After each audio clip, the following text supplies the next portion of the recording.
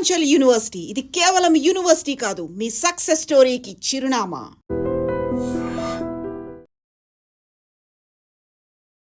తర్వాత మీకు బాగా గుర్తుండిపోయిన సంఘటన కానీ లేదా చేదు అనుభవం జరిగిన సంఘటన ఉంది అక్కడ?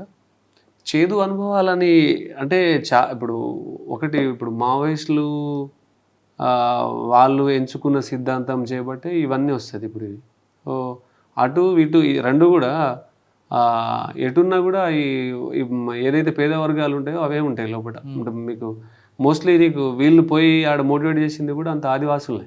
అవును, ఆదివాసులు మోటివేట్ చేసి 1000 మందిని రిక్రూట్ చేసి వాళ్ళ రక్తంతో ఆ నేల తడిచిపోయింది. ఇటు పోలీసు వాళ్ళ రక్తంతో. చింతలనారు ఇన్సిడెంట్ 76 మంది సిఆర్పిఎఫ్ జవాన్లు మొత్తం ఊచకోత గురవుతారు. 76 మంది చంపేసిండ్రు. ఆ 76 మంది అంతా ఎవరైనా సంపన్నుల వాళ్ళు బాగా పైసలు వాళ్ళే కాదు కదా, వారు గరిబోలే పొట్టకూటి కోసం వచ్చిన ఉద్యోగస్తులే వీళ్ళు. అంటే అటు చూసినా ఇటు చూసినా రెండు పేద వర్గాలే ఉంటాయి. వీళ్ళు ఆడపోయి మావోయిస్టులను ఉసిగొల్పి ఇప్పుడు సల్వాజూడం అని మహేంద్రకరం పెడతాడు సైడ్. సల్వాజూడం కూడా కంప్లీట్లీ ట్రైబల్ తోటి ఫామ్ చేసింది. అది గ్రామ రక్షణ దళాల లెక్క అక్కడున్న పిల్లల్ని ట్రైనింగ్ ఇచ్చి ఒక 3 నెలల ట్రైనింగ్ ఇచ్చి వెపన్స్ ఇచ్చి పడేశారు. వాళ్ళ మీద మావోయిస్టులు అటాక్ చేయడం, మావోయిస్టుల మీద వీళ్ళు అటాక్ చేయడం, ఊర్లు తగలబడిపోయినాయి. మీరు ఛత్తీస్గఢ్లో పోతే చాలా ఊర్లను కాలబెట్టేసారు. మావోయిస్టులు పోయి వాళ్ళ మీద అటాక్ చేసి ఆ ఊర్లు సజీవ దహనాలు అయినాయి. ఆవులు చాలా కాలిపోతాయి. అట్లా మొత్తం అటు చూసినా ఇటు చూసినా ఎక్కడ కూడా అది అంటే ఎప్పుడు ఈ రక్తం ఎప్పుడు కూడా అభివృద్ధిని కానీ దీంట్లో ఏమి ఉండదు అసలు. రెండు సైడ్లో కూడా బాగా డ్యామేజ్ అయింది. ఎంతకాలం పనిచేశారు మీరు ఆర్ఎస్ఏగా? అక్కడ 5 years చేసిన నేను. 11 to 16 చేసిన. 5 yearsలో ఈ రెండు గుర్తున్నాయి, ఇంకేమున్నాయి? చాలా ఉంటాయి ఇన్సిడెంట్లు, చాలా ఇన్సిడెంట్ ఉంటాయి. ఒక్కొక్కటి 7 days 6 days అడవిలోనే ఉండే మా షూలు తోటి కాళ్ళలో స్కిన్ కూడా లేచిపోయినాయి. ఒకటి చాలా మంది ఇట్లా ఒక్కొక్కటి చాలా గాథలు ఉంటాయి, ఒక్కొక్కటి బాధలు వర్ణాతీతం ఉంటుంది మా దాంట్లో. సరే, 5 సంవత్సరాల ఆపరేషన్లో చనిపోయింది ఎవరు? భారతదేశ పౌరుడే. అవును, చంపింది ఎవరు? భారతదేశ పౌరులే. మనందరూ ఒక అన్నదమ్ములు లాంటి వాళ్ళమే. ఈ విషయం ఎప్పుడైనా గుర్తుకొచ్చిందో? బాధపడ్డారా? చాలాసార్లు బాధపడ్డా. ఇప్పుడు మనం ఇప్పుడు యాక్చువల్లీ మనం ఇన్స్పైర్ అయ్యేటప్పుడు కూడా ఎట్లా ఇన్స్పైర్ అవుతాం? ఒకటి మనం పోలీస్ తుపాకీ చూస్తాం, మేము మా కాడ 2 తుపాకులు చూసినాం. మేము 2 తుపాకులు ఇన్స్పైర్ చేసినాయి మాకు. అంటే అది తెలియదు కదా యవ్వనంలో. ఈ 2 ఇన్స్పైర్ చేసినాం. మనం ఏది రాంగో ఏదో రైట్ కూడా తెలియదు మనకు. చాలామంది అంటే మనలాంటి వాళ్ళు కూడా చాలామంది ఆ అడవి బాట పట్టి చాలామంది చనిపోయిన వాళ్ళు ఉన్నారు. ఇది అంతర్యుద్ధం ఇది. అంటే ఇప్పుడు పాకిస్తాన్తో యుద్ధం అంటే వేరే దేశంతో కొట్లాడిన గౌరవం ఉంటుంది, ఇది ఉంటుంది. కానీ ఇది మన బిడ్డలను మనం చంపుకోవడం, వాళ్ళు మన మీద దాడి చేయడము, ఇది ఒకటే ఇంట్లో అన్నదమ్ములు కొట్టుకుంటే ఆ ఇల్లు ఎంత ఆగమైపోతుందో సేమ్ ఇదే ఇన్సిడెంట్ ఇది. అందుకని మొన్న వీళ్ళు మావోయిస్టులు లొంగిపోయిన మావోయిస్టులు కూడా అదే నేను అడిగిన అన్నట్టు. అంటే ఎప్పుడైనా మీకు అట్లా అనిపించిందా? మీరు పోయి మోటివేట్ చేసింది కూడా ఏదో బిజినెస్ మ్యాన్ కొడుకులను, పెట్టుబడిదారు కొడుకులను, క్యాపిటలిస్ట్ కొడుకులను, లేకుంటే ఫార్మా కంపెనీ పెద్ద పెద్ద ఇంజనీరింగ్ కాలేజ్ కొడుకులను నక్సలైట్లు ఏమి దింపలేగా వీళ్ళు. దింపిందంతా ఎవరిని? అణగారిన వర్గాలు, బీద వర్గాలే కదా. పొట్టకోటి కోసం బతుకుతున్న వర్గాలను మోటివేట్ చేసి వాళ్ళలోని చేతులు తేవాలనేది వాళ్ళ ప్రధాన ఉద్దేశం కదా. డబ్బున్నోడు కుటుంబంలో కాదు, బడుగు బలహీన వర్గాలకి, అణగారిన వర్గాలకి, పీడిత వర్గాలకే మేము వాళ్ళ చైతన్యం తేవాలి అనేది కదా.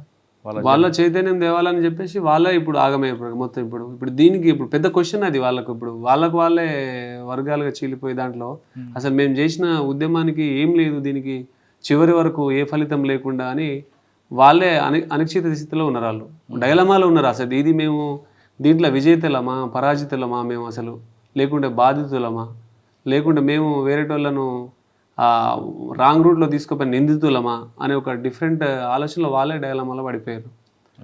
సరే, 5 సంవత్సరాల తర్వాత ఎక్కడికి వచ్చారండి? 5 సంవత్సరాల తర్వాత మళ్ళీ నేను వరంగల్కి వచ్చిన. వరంగల్కి వచ్చి ట్రైనింగ్ వింగ్లో చేసిన. ఒక 7-8 years ట్రైనింగ్ వింగ్లోనే చేసినాయి కంప్లీట్లీ. ట్రైనింగ్ వింగ్లో సిటీసీలో ఒక 1 year చేసిన. పీటీసీలో సుమారు ఒక 2018 to 25 చేసిన. 8 years చేసిన. ఆడ చాలా బ్యాచ్లకు ట్రైనింగ్ ఇచ్చినాం. more than 10,000 members-కి ట్రైనింగ్ ఇచ్చినాం. 10,000 members శిష్యులు ఉంటారు మనకు స్టేట్లో, స్టూడెంట్స్ మనకు. అంటే కానిస్టేబుల్ నుంచి మొదలుకుంటే ఎస్ఐల వరకు చాలామంది స్టూడెంట్స్. కాశీరామ్ గారికి కాకి కన్నా ఖద్దర్ అంటే ఇష్టం అంటారు ఎందుకు? ఈ ఖద్దర్ అంటే ఫస్ట్ నుంచి సోషల్ సర్వీసెస్ ఉన్నది మాకు. ఒకరు మారిన చాలని చెప్పేసి ఒక చారిటీ పెట్టి ఉండే మేము ముందే. 2007లో మేము మా ఫ్రెండ్స్ కలిసి మా ఊర్లో స్టార్ట్ చేసినాం అది. అంటే దీనికి ఏంటంటే అంటే డబ్బు కంటే కూడా సోషల్ అవేర్నెస్ క్రియేట్ చేయాలి వీళ్ళకు. అంటే చేపలు పట్టి ఇవ్వడం కాదు, చేపను ఎట్లా పట్టుకోవాలని నేర్పిద్దామని మ్మ్. మా ఊర్లలో అంటే మా సైడ్లో మహబాద్ ఏరియాలో కానీ చూస్తే భ్రూణ హత్యలు ఎక్కువ ఉంటాయి. మ్మ్. మీరు చూసే ఉంటారు, ఎక్కువ మంది ఆడబిడ్డలను కడుపులను చంపేసుకోవాలి, బాల్య వివాహాలు ఎక్కువ, చదివిపియ్యరు, చదివిన పిల్లలు అంటే వాళ్ళకి అవేర్నెస్ లేక ఇట్లా పోతారని దాని మీద ఆ కాన్సెప్ట్లో ఒక్కరు మారిన చాలు, అంటే 100 మంది 1000 మంది చెప్పినా ఏ ఒక్కరు మారిన చాలు అని చెప్పే కాన్సెప్ట్తో పెట్టినాం అది. మ్మ్. అది పెట్టి చాలా సంవత్సరాలు గూడాలలో పల్లెలలో రాత్రిపూట చాలా ప్రోగ్రామ్స్ అటెండ్ అయ్యాను, మన ఫ్రెండ్స్ తోటి వాళ్ళ వీళ్ళతోటి అందరితో అటెండ్ అయ్యాను. అట్లా చారిటీ చేసుకుంటా, కొంతమంది క్రౌడ్ ఫండింగ్ చేసుకుంటా కూడా చేసినాం. మ్మ్. రీసెంట్గా ఒక అమ్మాయి మ్యారేజ్ కూడా అయింది, స్రవంతి అనే అమ్మాయి. ఆమెకు 2015లో మెడిసిన్ సీట్ వస్తే ఆ టైంలో ఒక పేపర్లో పడుతుంది ఆమె. పేపర్లలో ఈనాడు పేపర్లో ఏమో రాస్తారు, సరస్వతి పుత్రికకు లక్ష్మీ కటాక్షం అని. ఆ అమ్మాయికి అప్పుడు క్రౌడ్ ఫండింగ్ చేసి ఆమెకు మెడిసిన్ అయింది, మన మెడిసిన్ అయ్యి పీజీ కూడా అయింది. మ్మ్. ఆ పెళ్ళికి మొన్ననే నేను మా వైఫ్ అంత కుటుంబ సమేతంగా అటెండ్ అయ్యి వచ్చినాం. మ్మ్. ఆమెకు చెప్పిన అప్పుడు నీకు ఇప్పుడు ఇట్లా హెల్ప్ చేస్తున్నావురా, నువ్వు రేపు డాక్టర్ అయినాక నువ్వు ఓపీ ఫ్రీగా చూడాలని. మ్మ్. మొన్న మళ్ళీ గుర్తు చేసింది, అన్న అన్ని ఓపీ ఫ్రీ చూస్తా అన్న అని చెప్తుండే. మ్మ్. అట్లా చాలామంది చేసినాంలే, కొంతమంది క్రీడాకారులకు. ఖద్దరు వేయాలని ఎందుకు? అంటే ఖద్దరు వేయాలని పరిస్థితులను బట్టి. ఖద్దరు అంటే మీకు ఇప్పుడు సామాజిక ఆర్థిక స్వేచ్ఛ లేని స్వేచ్ఛే కాదంట నేను. అంటే ఆర్థికంగా సామాజికంగా స్వేచ్ఛ దొరకనప్పుడు ఆ స్వేచ్ఛే కాదు. డబ్బులు ఉన్నోళ్ళు ఏ హాస్పిటల్కైనా వెళ్ళవచ్చు, డబ్బు లేనివాడికి హాస్పిటల్ లేదు, పోతే ప్రభుత్వ దవాఖానలో పోవాలి, లేకుండా ప్రాణం ఇచ్చేయాలి. అంటే డబ్బులు లేక వైద్యం అందక సచ్చిన శవాలు ఎన్నో ఉంటాయి నేల మీద, మీరు ఎన్నో చూసి ఉంటారు. పైసలు లేక చదువు అందక నిరక్షరాస్యులైన ఎంతోమంది మేధావులు ఉంటారు. అంటే ఐఏఎస్ అయ్యే బిడ్డ కూడా కూలి పని చేస్తుంటాడు, మ్మ్. చాలామంది ఉంటారు. ఊర్లోనే పాటలు పాడే లతా మంగేష్కర్లు, కనుమరుగైన లతా మంగేష్కర్లు ఎంతోమంది ఉంటారు. వాళ్ళ పాట అక్కడే పరిమితం అయింది. అదే బట్టలో మాణిక్యాలు చాలా ఉంటాయి. చాలా ఉంటారు. నీకు ఎంతమంది కోహ్లీ లేరు ఛత్తీస్గఢ్లో, మ్మ్. ఎంతమంది సచిన్ టెండూల్కర్ లేరు, ఎంత ఏఆర్ రెహమాన్ లేరు, ఎంత చిరంజీవి రామ్ చరణ్ లేరు. ఆడ ఎవరు వస్తే వాళ్ళకే పోతారు. దారి చూపించే వ్యక్తులు కావాలి, దారి చూపించే వ్యక్తి కావాలి. అది ఇది ఏంటంటే గ్రాడ్యువల్ చేంజ్, అంటే చాలా తరాలు పోతాయి. మా ముత్తాత గత్తర్లో చచ్చిపోయాడు. మా ముత్తాత గత్తర్ మీద అప్పట్లో కరోనా ఎట్లను ఆ టైంలో ప్లేగు కలర్ వ్యాధి వచ్చింది. మా ముత్తాత జబ్బు అంటారు, పెద్ద జబ్బు. దాంట్లో మా తాత మా ముత్తమ్మ ఇద్దరు చనిపోయారు దాంట్లో. అంటే ఆయనకు మళ్ళా ఆ వ్యాధి ఇంటికి వచ్చేస్తుందని ఆయన అడవిలో పెడితే ఆమె కోసం వంట గిట్ల చేయడానికి ఈమె పోతే ఇద్దరు అక్కడే చనిపోతారు. అయ్యో. మా తాత కూడా నిండు ఆయుసు ఏం లేదు బాబా. మా ముత్తాత 25 ఏళ్ళకి చచ్చిపోతాడు, మా తాత 50 ఏళ్ళకి చచ్చిపోయాడు. అంటే ఇవన్నీ వాళ్ళకి తెలియదు, అవగాహన లేదు. మాకే వైద్యం మీద అవగాహన లేదు. అంటే పేదరికం. మనం రాజకీయాలకు వెళ్తే కానీ చైతన్యం తేలేవా? అంటే political power is ultimate power కదా, ఇక దానికి మించిన పవర్ ఏమైనా ఉందా? అన్నిని నిర్ధారించేది, పీల్చే గాలిని, తినే తిండిని, కట్టుకునే బట్టను నిర్ణయించేది అదే. దాన్ని మించిన రాజకీయంగా వెళ్ళాలంటే ఆర్థికంగా మనం సామాజికంగా గట్టి బలం ఉండాలి కదా. ఇప్పుడు అదే కదా, అదే చేంజ్ చేయాలి కదా. నేను అదే చేంజ్ కావాలని. అంటే ఇప్పుడు ప్రతి ఒక్కటి మనం మార్పు కోరుకుంటాం, కానీ మార్పుకు మనం ప్రయత్నం చేయం. ప్రయత్నం చేయడంలో తప్పేం లేదు కదా. కానీ ఓటుకి డబ్బుల కోసం అమ్ముకునే వ్యక్తులు ఉన్న కాలంలో మరి ఏ విధంగా మీరు ముందుకెళ్తారు మరి? అంటే నేను అంటే దాని మీద ఇంకా పూర్తి అంటే మన ప్లాన్స్ మనకు ఉంటాయి. డబ్బులు లేకుండానే రాజకీయం నడవాలనే సిద్ధాంతం అందరూ నమ్ముతున్నారు కదా. అది సాధ్యమేనా? అది సాధ్యం కాదా అందరూ తెలిసిపోయింది కదా ఇప్పుడు అది. అయితే యాక్చువల్లీ ఇప్పుడు మన ఏసీబీ రైళ్లు, అన్ని రైళ్లు నడుస్తుంటాయి కదా, అందరి మీద నడుస్తుంటాయి. అసలు బేసిక్ మూలం కరప్షన్కి ఏదంటారండి మీరు? మామూలుగా బేసిక్ మూలం ఎక్కడ పాడైపోతుంది? కరప్షన్ అనేది మన ఇన్బిల్ట్ అయిపోయింది కదండి.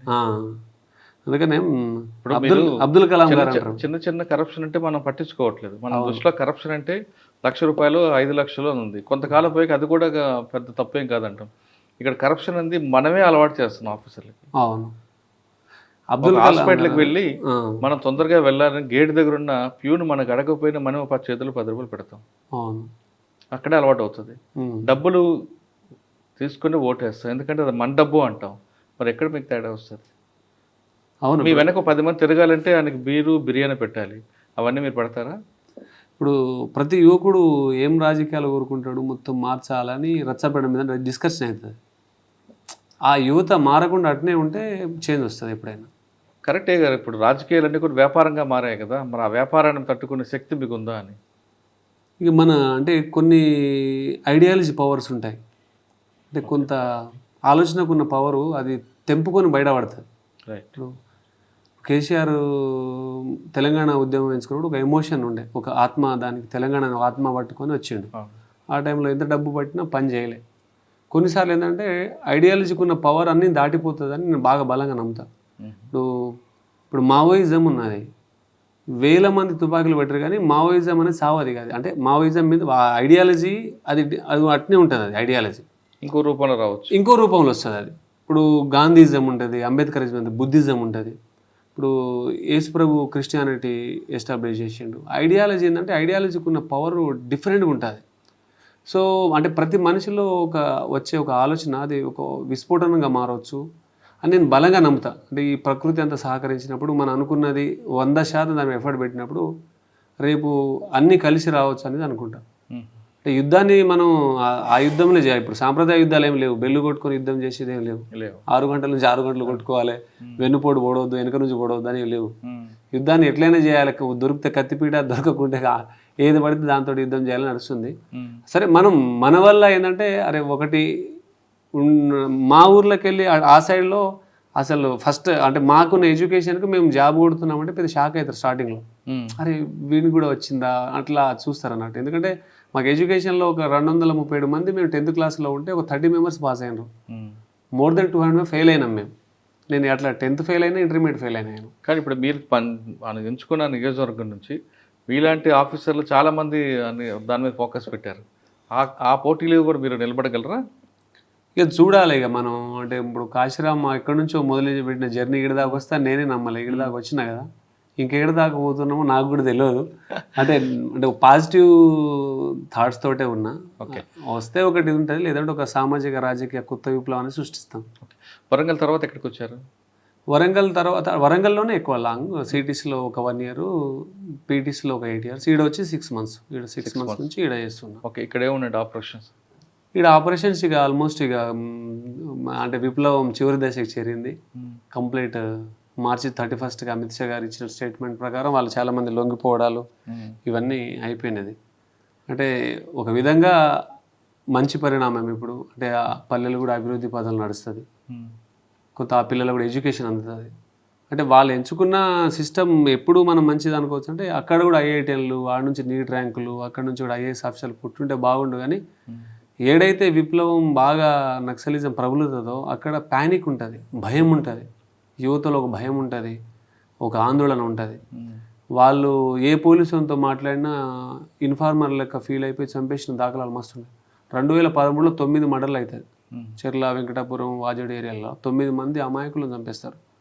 ఎందుకంటే వాళ్ళు జస్ట్ పోలీసు వాళ్ళు మనం దారి ఇప్పుడు మనం పోతుంటే ఒక పిల్లగాని ఆపి మనం ఏమైనా మాట్లాడినాం అనుకో సస్పెక్ట్ చేస్తారు. వాళ్ళు సస్పెక్ట్ చేసి అరే రేపు ఏమైనా మూమెంట్ ఈయన చెప్తాడేమోనని ముందే వాళ్ళను చంపడాలు జరుగుతాయి. అది అలాంటి ఏమైనా సిచ్యువేషన్ వస్తే మనం ఎవరన్నా పట్టుకొస్తే ఊర్లోకి వెళ్ళి వాళ్ళు అరెస్ట్ చూపించి జైలుకి పంపితే అప్పుడు కొద్దిగా సాటిస్ఫై అయ్యేది. వాళ్ళు జైలుకి పోయిందంటే వీడు కొద్దిగా జెన్యునే కదా అని అట్లా అనుకునేది.